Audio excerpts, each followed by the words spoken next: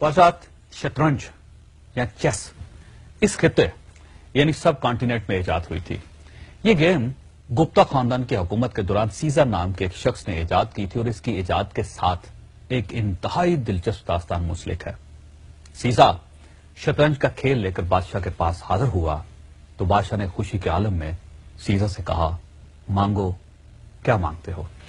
سیزا نے ایک لمحے کے لیے سوچا اور عرض کیا، حضور چاول کے چند دانے. بادشاہ نے پوچھا، کیا مطلب؟ سیزا بولا، آپ شطرنج کے 64 خانے چاولوں سے بھر دیں لیکن میرے فارمولے کے مطابق. بادشاہ نے پوچھا، یہ فارمولہ کیا ہے؟ سیزا بولا، آپ پہلے دن پہلے کھانے میں چاول کا 1 دانہ رکھ کر مجھے دے دیجیے، دوسرے دن دوسرے کھانے میں پہلے کے مقابلے میں دگنے چاول یعنی چاول کے 2 دانے رکھ دیجیے، تیسرے دن تیسرے کھانے میں دوسرے کھانے کے مقابلے میں ڈبل یعنی 4 دانے رکھتے ہیں، اور آپ اسی طرح چاولوں کی تعداد کو ڈبل کرتے چلے جائیں یہاں تک کہ 64 کھانے پورے ہو جائیں. بادشاہ نے اس بیوقوفانہ مطالبہ پر کہا لگایا اور یہ شرط قبول کر لی. اور یہاں سے خواتین ذات دنیا کی وہ گیم شروع ہوئی جس سے آج کے دور میں مائکروسافٹ جیسی کمپنی نے جنم لیا. یہ بظاہر ایک آسان سا کام دکھائی دیتا ہے لیکن یہ دنیا کا مشکل ترین معمہ تھا اور آج 3500 سال گزرنے کے بعد بھی شطرنج کے 64 خانوں کو چاولوں سے بھرنا ممکن نہیں.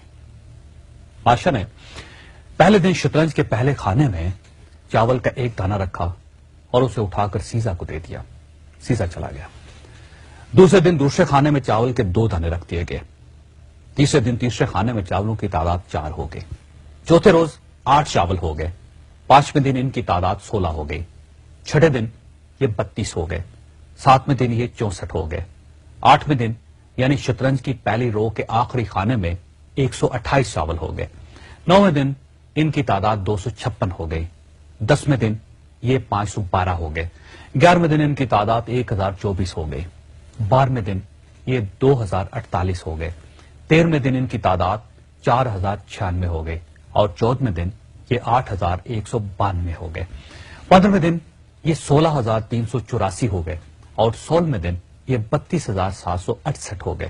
اور یہاں پہنچ کر شطرنج کی 2 قطاریں مکمل ہو گئیں اور بادشاہ کو تھوڑا تھوڑا سا اندازہ ہونے لگا کہ وہ مشکل میں پھنس چکا ہے، کیونکہ وہ خود اور اس کے سارے وزیر مشیر سارا دن بیٹھ کر چاول گلتے رہتے تھے.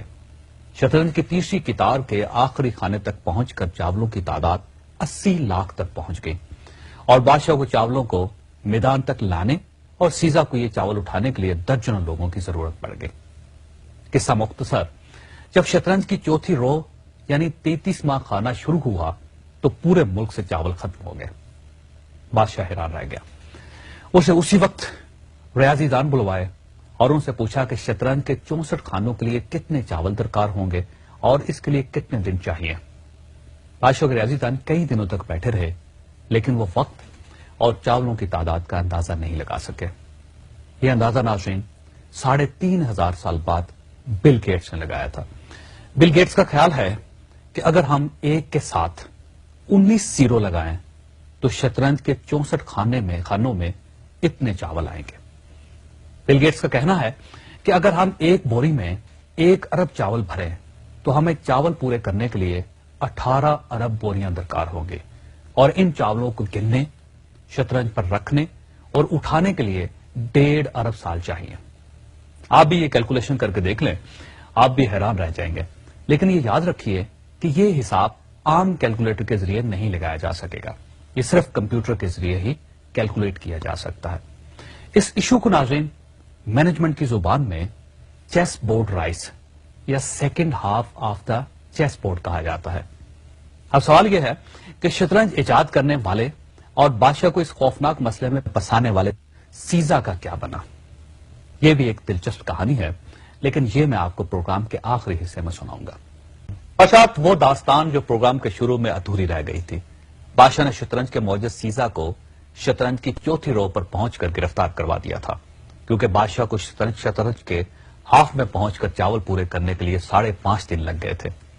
وہ اگلے خانوں کی طرف بڑھا تو ملک سے چاول ختم ہو گئے جس سے بادشاہ کو شدید بلڈ پریشر ہوا اور اس نے شطرنج بنانے والے کا سر قلم کرنے کا حکم دے دیا اور یوں شطرنج کا موجد مارا گیا. لیکن شطرنج کی سردردی آج تک قائم ہے۔ شطرنج انڈیا سے ایران پہنچی، وہاں سے بغداد، بغداد سے اسپین اور اسپین سے یورپ چلے گی اور آج پوری دنیا میں کھیلی جا رہی ہے۔ یہ بھی کہا جاتا ہے کہ سیاست شطرنج جیسی گیم ہے جس میں پیادے سے لے کر بادشاہ تک سارے کردار موجود ہوتے ہیں، بس ایک کردار نہیں ہوتا اور وہ کردار ہے جج۔ جی ہاں، شطرنج میں جج نہیں ہوتا لیکن سیاست میں ہوتا ہے، اور ججز کے بارے میں کہا جاتا ہے کہ یہ اگر مضبوط ہوں تو یہ قلم کی نوک سے بڑے سے بڑا قلعہ اور بڑے سے بڑا تاج اڑا دیتے ہیں، خواہ اقتدار کو کتنی ہی امیونٹی کیوں نہ حاصل ہو۔ اللہ تعالیٰ آپ اور آپ کے اہل خانہ کو انصاف کرنے اور انصاف مانگنے کی توفیق دے۔